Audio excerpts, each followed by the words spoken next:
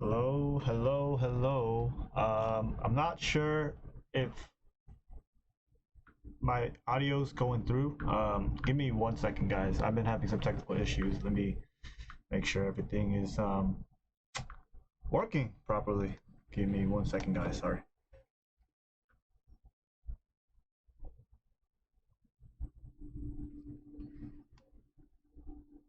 Mic test.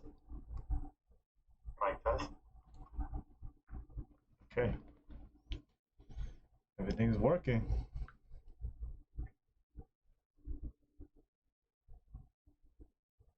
Mic test. Mic test. Okay.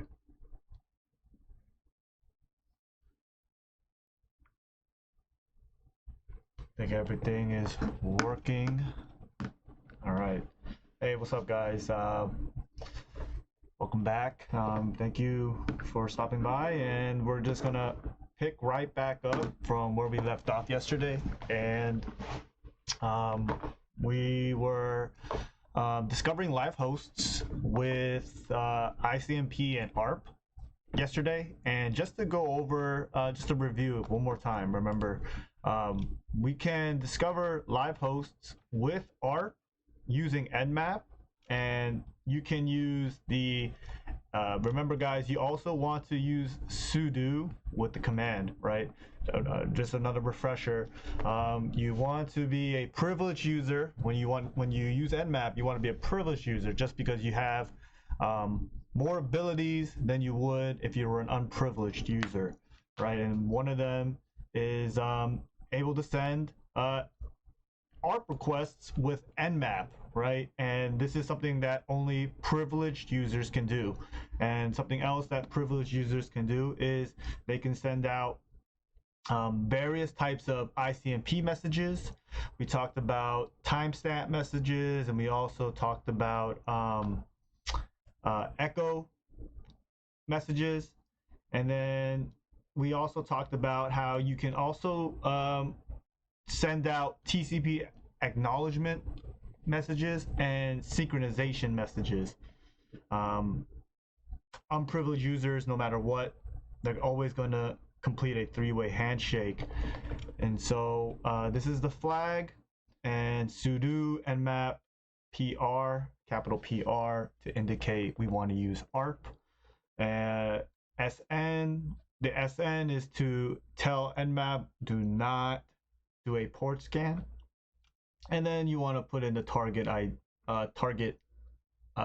IP network, right? And we also talked, so that was ARP, and then we talked about again the timestamp. We can send out echo pings, we can send out timestamps, and we can also send out address masks, right?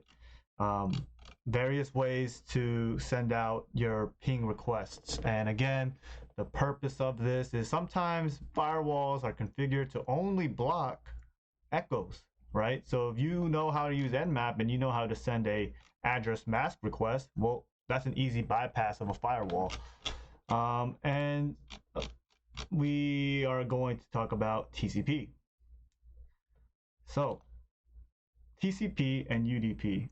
This is something that we haven't talked about, or we haven't been able to get with. It's chapter 11. If you're interested more about TCP and UDP on the Networking Essentials course, this is chapter 11, 11.2 to be more exact. And this is these are TCP and UDP are transport layer protocols. We haven't gotten to this point, so I know it's a little bit more advanced. But every time you connect on the web, right? Well, not every time, but most of the times, when you connect to a website, or yeah, basically a website, right? When you connect to a server, right, a website, usually we're going to be using something called TCP. This is Transmission Control Protocol. And the reason TCP is so favored more, or it's more commonly used than UDP, and we're going to get into this later in this course, but just to give a little brief sample, right? TCP is considered a reliable delivering protocol, and the reason why it's a reliable uh, delivering protocol is because it does something called a TCP three-way handshake.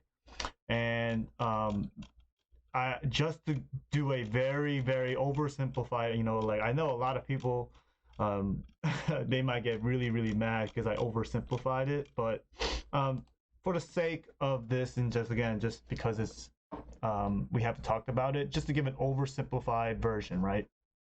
The TCP three-way handshake, it's in the name. Three-way handshake is a three-step process, right? So when you as a client, you're trying to connect to a server, and that server could be google.com, right? When you try to connect to google.com, you as a client, you're going to send something called a synchronized packet, or a synchronized message, right? It's a request to the server, and it's basically you're just requesting to establish a session with that server. And within this SYN, there's a lot of information in there. I'm not going to get into it today just because that is in itself. Again, TCP and UDP, I don't want to make it seem like it's super easy. It's not hard or complicated, but it's definitely not going to be this simplified, right? So you as a client, you send out a SYN message request to the server. The server is going to reply with a SYN-ACK, okay? And this is basically just acknowledging, hey, yeah, I got your hello, I got your request to establish a session. I'm just acknowledging, basically saying, yeah, let's establish this communication, and then you as a client will acknowledge that acknowledgement, and then that's how you establish this reliable connection, right? And another reason why it's considered reliable is because of the fact that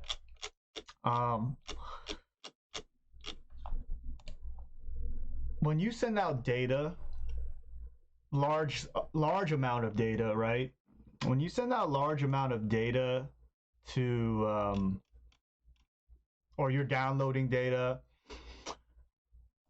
not all of that data is going to be coming from the same router. It's not going to be coming from the same path or route, right? If I send you a gigabyte of data, most likely that gigabyte was obviously, it's not sent in as in a 1 gig, right? You're taking in millions of packets, right?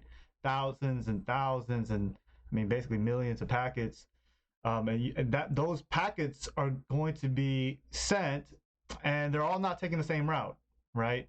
They're just they can take various different routes, but eventually it's all going to end up in the same destination. So you can imagine that all of that data is probably going to be arriving all out of order. And this is why TCP is super reliable, because you can essentially reassemble these packets. And I'm trying to find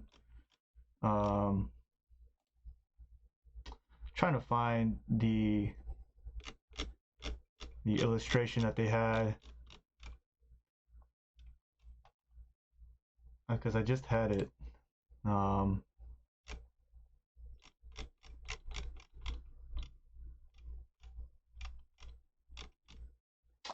Okay, so anyways, if I can find it, I'll try to find it, but there's something, yeah, so the TCP is reliable because it's able to reassemble those packets, right? Because each of these packets is actually getting, like, basically, to simplify it, is getting a number, right? When I send out these SYN flags and you send out these SYN-ACKs, notice that there are these sequence numbers, and that, I don't want to get too deep into that, but basically it's like numbering, putting a number on the packets so that when they arrive to the destination, and they all arrive out of order, at least you have something to tell you to reassemble it and put it back into order.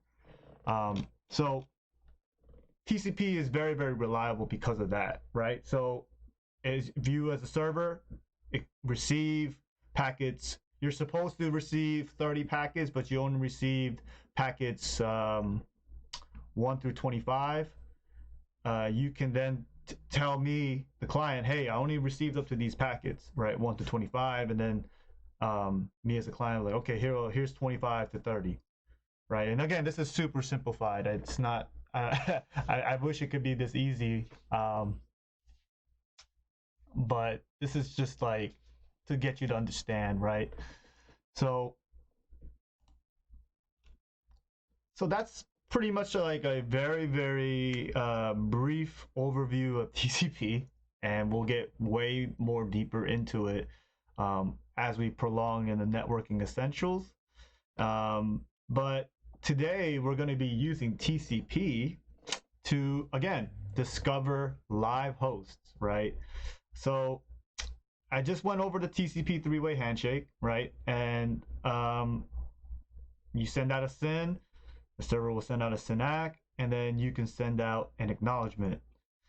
Now, with Nmap, you can do various sorts of options, right? You can do the PS, and this will be, the P will stand for the target port, which is 21. And the S is going to stand for a SYN, right? So if you type in PS, this would be essentially you're targeting the port. In this situation, we are targeting port 21, and then the SYN would be just sending out a SYN packet, right? And if you were to intercept that with a Wireshark packet sniffer, you would see that you would see all these TCP messages, and they're all SYNs, right? They're all synchronization packets. And again, if you're a cybersecurity analyst, that is that's unusual, right? And that should raise alarms, probably indicator of compromise. Somebody's in your network trying to discover something, right? Again, preface it with the sudo, right? Because if you don't preface it with sudo, you're going to be an unprivileged user, and you're going to complete the three-way handshake. You're going to complete the three-way handshake. So don't want to do that, right? We want to just knock the door, right? We're just knocking on the door, basically. And again, with they're showing us you can even give a range. So in this example, PS 21 through 25, you're telling it to scan ports 21 through 25 using this with the TCP SYN. And then again, redundancy, you can even give out individual targets, right? So if you want to just send out well-known ports, right? You only want to send out 80, 40, let's say you just want to do 25 SFTP, you want to do 53 for DNS, you want to do 80 for HTTP, 443 for HTTPS, you got 110 for POP, 3389 for LDAP. I mean, I don't know. If you got certain things in your mind that you have an idea that you want to just test, you can just do that, right? And again, if you're a network analyst or security analyst, this should be pretty unusual. Now, you can send out SYNs, or you can also send out acknowledgement packets, right? And again, same concept.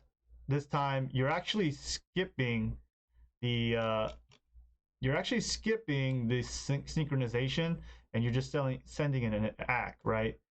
Oh, and I forgot to mention, when the server sends the SYN ACK, when you use Nmap, you're gonna just send a reset flag, meaning you just want to terminate. You don't want to do a session, right? You just want to terminate the session. So you're just gonna send a reset flag to kill that conversation, right? So think of it from this perspective, right? If if you opened up, because think about it this way, right? With TCP flooding, right? If you send out a bunch of TCP SYNs, right? If I were to send out a bunch of TCP SYNs, think of it, because the way that TCP is designed, as soon as you send a SYN ACK is a response, right? So you can't not have a SYN ACK, right? So if I sent a bunch of SYNs and the server were to reply with a SYN ACK, it's waiting for an acknowledgement packet, right?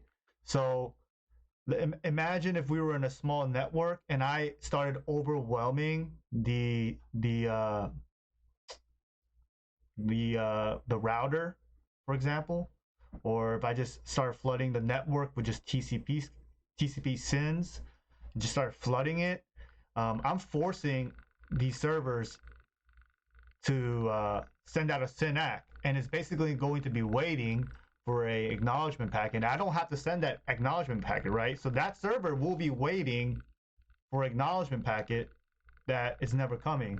And if somebody else in the network were to try to connect and send out a TCP, because it's not synchronized with, because their TCP SYN, that synchronized packet is not in sync with my packet, right? It's a different synchronization. So the acknowledgement, the sync number and the acknowledgement number and all that's going to be different.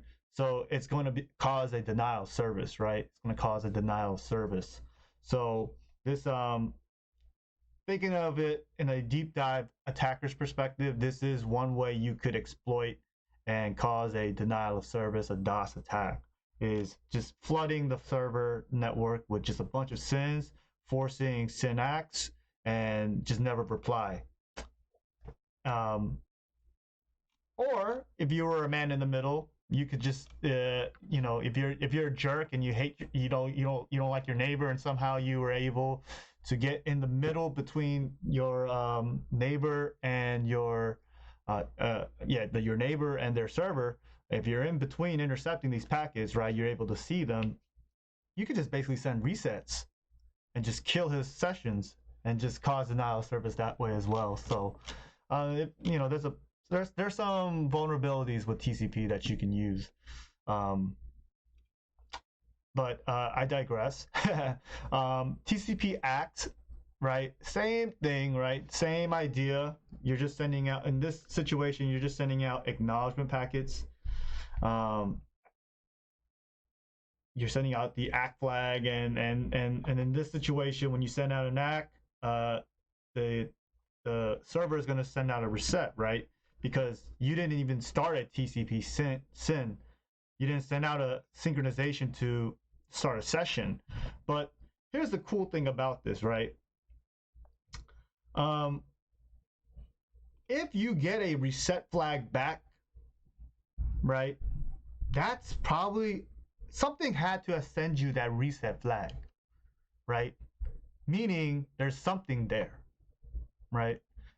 This is the cool thing about sending TCP ACK pings, is that you should get a reset flag. And even if the port is closed, something had to let you know that the port was closed, right? So again, this is one of those things that are very, very useful, especially when you're enumerating your target and trying to do some reconnaissance work. Sending out acknowledgement packets is a very, very easy way of quickly just finding out who's alive in the network. And again, this is pretty neat, because no matter what, if there is something there, they're going to respond with a reset packet, and that's going to just let you know that there's someone with this IP address, right? Something or someone is occupying this IP address, right? And this is basically what you would see if you were an analyst, right? You would see a bunch of just ACKs, and again, that should be, in a red flag, right? That someone is in your network doing something very, very weird. And then finally, there's UDP. And we didn't really get to talk about UDP. The concept of this is the same, right? You're sending a UDP. You're basically sending UDP traffic to discover live hosts. And you would do so by just sending the PU flag. Now, just to give a brief overview of UDP, user datagram protocol. This is known as a best effort delivery, meaning it doesn't care if it loses packets, it doesn't care if they all come out of sync. It's just trying to get it there. It's just trying to get it there. It doesn't want to, and also there's no handshakes, there's no acknowledgments.